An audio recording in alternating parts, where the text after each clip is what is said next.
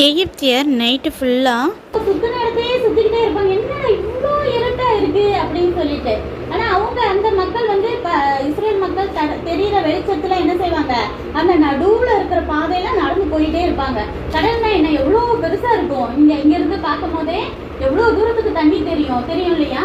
அப்ப அந்த பாதை ஃபுல்லா என்ன செய்யணும், நடந்து செல்லணும்னா ரொம்ப நேரம் ஆகும்ல. இப்ப நைட் எல்லாம் நடந்துட்டு மெதுவா பிள்ளைங்களை வச்சுட்டு ஆடு மாடுகள் அவங்க கொண்டு போன மூட்டை எல்லாத்தையும் என்ன செய்வாங்க, தூக்கிட்டு தானே நடப்பாங்க. அப்ப நடந்து போறதுக்குள்ள என்ன ஆகும், லேட் ஆகும்ல. அப்ப காலையில விடிச்சிருது.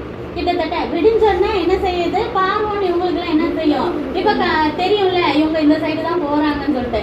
உடனே அவங்களும் என்ன செய்யறாங்க, அவங்கள துரத்திக்கிட்டேவும் அந்த செங்கடல் நடுவுல வராங்க. சரியா. இப்ப இஸ்ரேல் ஜனங்கள்லாம் அந்த செங்கடலை கடந்து அந்த சைடு போயிட்டாங்க. இப்ப இவங்க பார்வோன் என்ன செய்யறாங்க, அவங்க ரதத்தை கொண்டு வந்து நடுவுல வந்துட்டாங்க.